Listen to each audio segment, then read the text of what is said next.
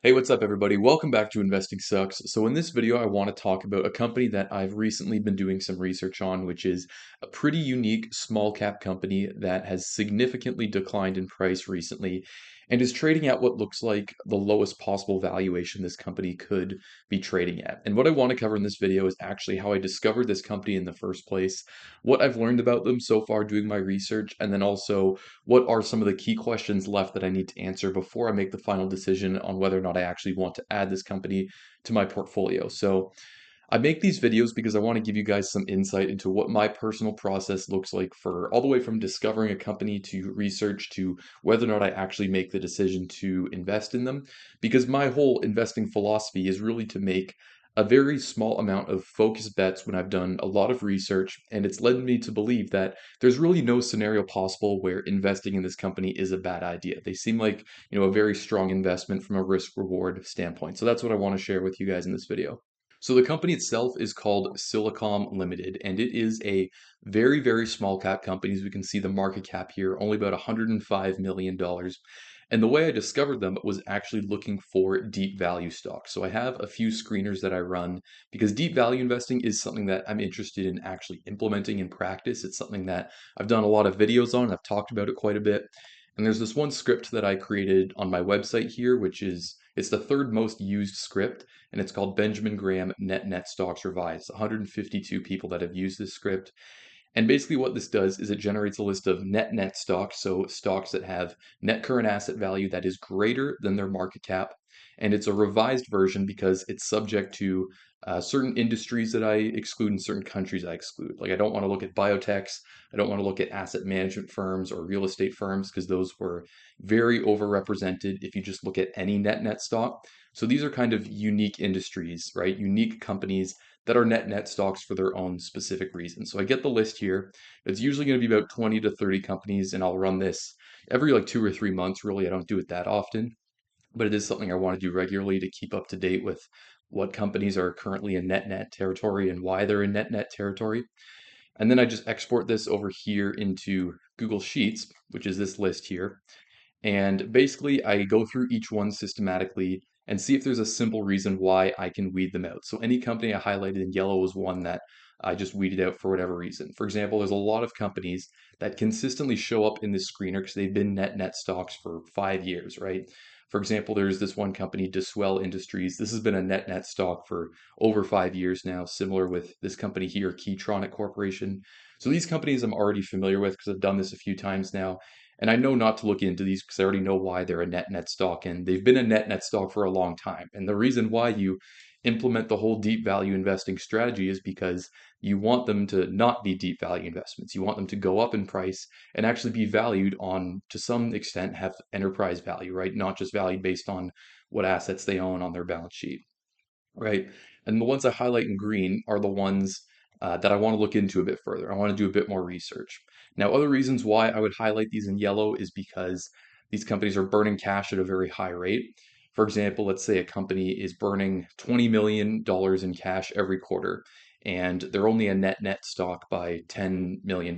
Like their net current assets only exceeds their market cap by $10 million. That one I'm not going to look into. I'm not saying it's impossible for it to be successful in the future, but it's less likely because the reason they're probably a net is it just reflects, the expected cash burn that is going to be revealed when they report their next quarterly results. So I don't look at those companies. And another common thing that I see quite a bit is if a company recently issued preferred shares. So they issue preferred shares, they get this huge infusion of cash onto their balance sheet, but the preferred shareholders rank ahead of the equity holders, right? And I'm just interested in investing in equity here. So those companies I don't look at either. So then you get this list. It's usually the ones I highlight in green, about 5 to 10 companies. And I move to the next step, which is this set of standardized questions I run all of the green companies by. And this is again to try and weed some of them out because there's certain things that I've looked into the strategy before, I've back tested it, I've tried to understand what leads to certain companies being successful deep value investments. And there's certain things I've noticed that pretty much always leads to them being not successful. For example, is the company majority controlled by one shareholder or a group of related shareholders? Because if that's the case, then you as a shareholder are basically along for the ride. You're at the mercy of the majority shareholder. And if they don't really feel the need to turn things around in the business, or they have misinformed opinions on what the business needs to do to succeed, then there's not a lot you can do in that case, right? And they could just stay a net stock for a very long time. Does the company sell a product or service that is about to become obsolete in 1 to 2 years? And that's another interesting one, right? And that's a big reason why a company could be a net, right? And justifiably so. Could this company get crushed by Amazon, right? Another thing you have to keep in mind. This one's very subjective, but there are certain instances where you can pretty objectively say, no, it won't be, or yes, it will be. And then also just why is it a net stock in general, right? This one involves a bit more research. So the company I mentioned, Silicom, right? I went through all those questions and I couldn't find a reason not to continue looking into this company, right? They met all the criteria. The reason why it was a net was really just due to industry or macro headwinds, which from my research shows that's the quintessential case of a company that has the potential to turn things around and could lead to very strong results into the future. Okay, so what does this company actually do? So they make customized networking and data center products. So these are things like server adapters, smart cards, edge products, basically just specialized products that make networks like data centers or even telecom networks operate more efficiently. And they also work with cybersecurity companies too. And all of this investment into IT infrastructure that's taking place really over the last 10 years has been a huge tailwind for this company. This is a company that for a long time has been growing revenues very rapidly. It's just really in the more recent quarters or recent years where things have started to decline quite a bit. Now, you'll often hear this term, which they talk about here, design wins, where they're saying 400 plus active design wins with 200 plus customers.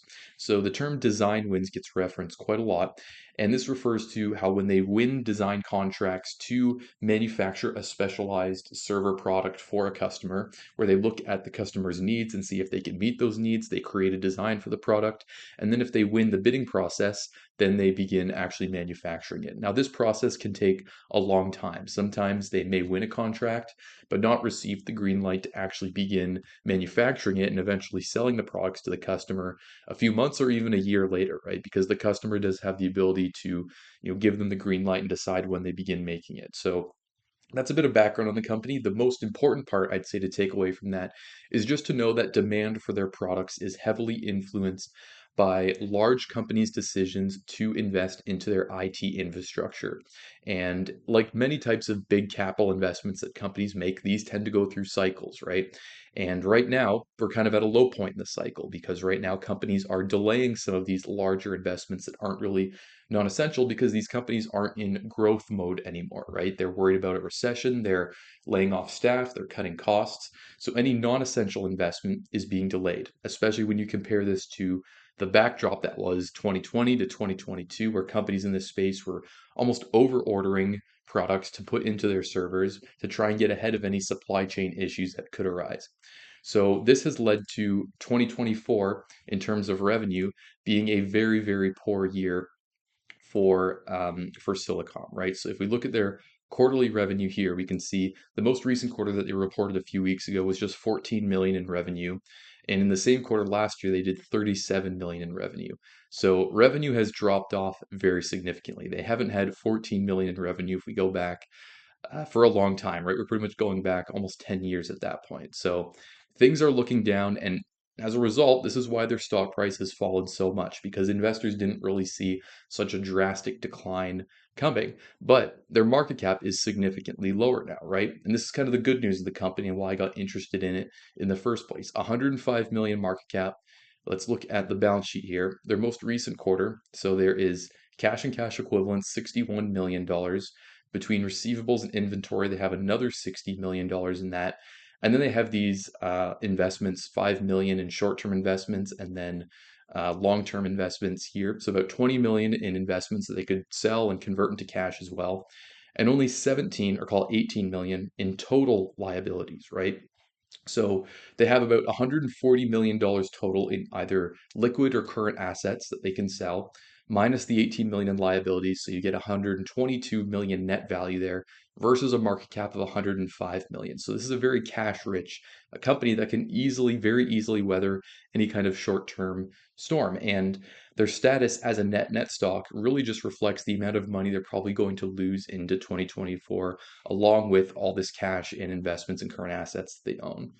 Right now, investors are assuming that Silicom basically has zero enterprise value, right? The company isn't going to be able to be profitable once again, or at least it's not going to be profitable for a long time and have to be burning cash for a long time. But if we look at how they've been historically, let's look at, what profit has been historically. Historically, they're pretty much always a profitable company. If we look at the chart here, it's really just this past few year that things got really bad. For, the 10 plus years before that, there was just this one quarter here where they actually had negative net income. And what's even more interesting is when we look at the operating leverage that is inherently built into this company, right? So operating leverage, this is their revenue here. And what I want to add to this is their operating expenses. When we compare, operating expenses for this company is really simple things. It's basically just some R&D costs and then some overhead like selling general administrative costs.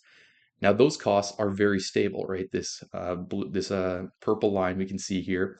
These costs kind of just rise a little bit over time. They probably just rise with inflation overall, but for for most of these costs are pretty fixed costs, whereas their revenue fluctuates a lot, right? So this is what operating leverage looks like when revenue and operating expenses aren't growing at the same rate.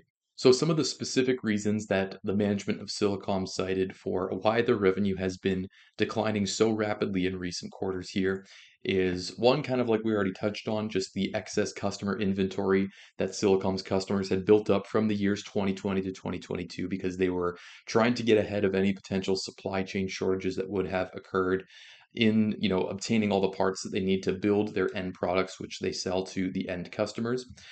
And then number two, really just the overall macro and industry slowdown where companies are delaying their investment into IT infrastructure and basically pausing customer orders of Silicom's products because Silicom's products are just a component of the end solution that companies like Verizon or Cisco will sell to their end customers, right?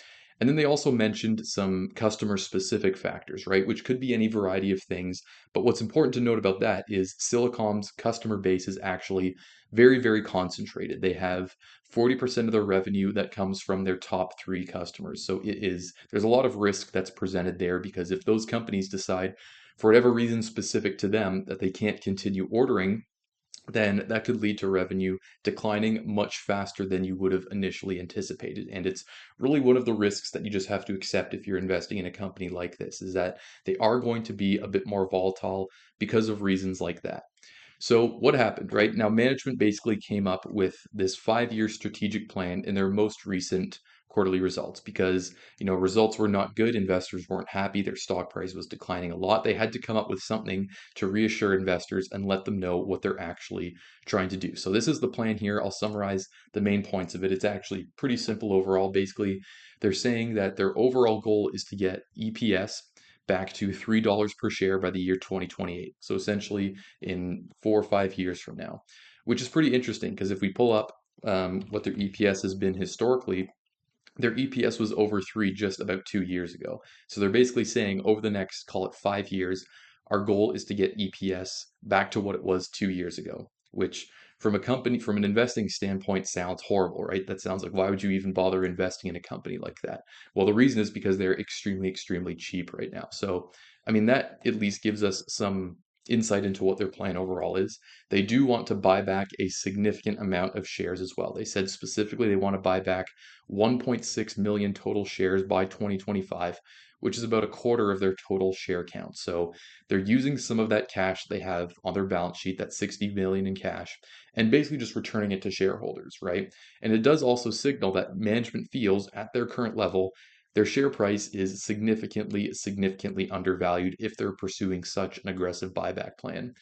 And they also want to focus on what they called smaller design wins. So customers that have the potential to ramp up manufacturing of their products quicker and also diversify their revenue base a little bit. So go for the customers that are kind of the 1 million contract value as opposed to the big wins like the 10 million contract customers, right? And also that helps them if there's one specific thing that happens with a customer, it's not going to hurt them too much if they're more diversified and they have more smaller customers as opposed to just a few larger ones. Okay, so lastly, let's look at a discounted cash flow valuation that I did here for Silicom to try and get an idea of what the company is worth and what is a reasonable price to pay for this company. So what we have with Silicom at its core is a turnaround situation, right? That's really what we're hoping for when we invest in this company, that they can turn their business around and get things back to where they were in, say, 2022. And that's really the core of the deep value investing strategy as a whole. And if they are able to do that, say by 2025, they can get back to profitability and then keep growing at a modest rate in the years after, then this will undoubtedly be a great investment. But even if they can't do that, we'd want to assess how much we could potentially lose on an investment like this. And that's really the main issue you have trying to project a company like this is we don't know if this turnaround will actually happen or when it'll happen, right? Because this is a very unpredictable company. And it seems from the way the company is valued, like we've already discussed, investors think that this isn't just going to be a 2024 issue because it's about a $20 million discount from net current asset value to the market cap, right? So essentially, investors think management is going to have to burn about $20 million, which management themselves said in 2024 they only expect to lose about $8 million. So investors probably think these issues are going to persist into 2025 and maybe even beyond that, right? Which does present some risk because maybe it's not until 2026 that they can get back to profitability, and that's when we actually start seeing some enterprise value come back for this company. So it is interesting, right? Because management themselves said in their guidance, they think that this is just a 2024 issue and that by 2025, these issues will have abated. Customer inventory levels won't be so high and orders will pick back up. And they also set revenue targets of 20% annual revenue growth from 2024. And then they said their expected revenue for 2024 is about $70 million, right? So it's quite the far cry from 2022 when revenue was $151 million. It's literally less than half of what they're expecting to earn in 2024. So what I tried to model here was a scenario that is fair to the company, but also very much on the conservative side. So I used their guidance for projecting revenue, so 70 million in revenue for 2024 and 20% growth in the years thereafter. Management has historically been more on the conservative side when giving guidance, so I do feel okay using these numbers here. And then a few other assumptions, for example, the operating expenses. Like we showed before, there's a lot of operating leverage, so those expenses aren't going to grow to the same extent revenue will grow. So I expected them to stay in the 28 to $32 million range, which is also something management themselves has confirmed. And then the other adjustments like CapEx, depreciation, share-based compensation, these are all very, very minimal for these companies, so I didn't place too much attention there. And then for the terminal value, I gave a 6.5 exit multiple, which is EV/EBITDA, right? Enterprise value to EBITDA, which 6.5 for this company, again, that is very much on the conservative side. That's about as low as I would see this company getting on that metric. So then we put it all together, we get our enterprise value, we adjust for the cash and investments they have, we subtract out the debt, and basically we get an intrinsic value per share of over $25 per share versus a current price per share of about 16 and a half. So it does seem like it's pretty good value there. And really what I expect, because what we're modeling in this scenario is they don't become profitable until 2026. So this is very conservative, right? This is worse results than what management themselves has said. But it does kind of align with what investors are expecting, but it seems like investors kind of unfairly punish this company a bit, based on this analysis here. So really, if they can get through the next few years and eventually return to 2022 level in say 5 years time, I can see this company doing very well. It may require some patience, but it definitely seems possible based on what management guided and what the company has done historically.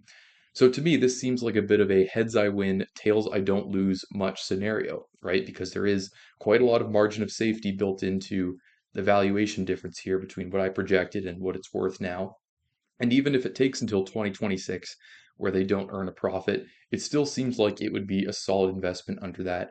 And then by the year 2028, if they can continue and execute on their 5 year strategic plan, then it would probably be worth a lot more at that point. So that pretty much does it for this video, guys. I hope you did find this insightful and you learned something from how I assess these types of companies. If you did, then leave a like and subscribe if you are new to my channel, and I'll see you guys in the next video.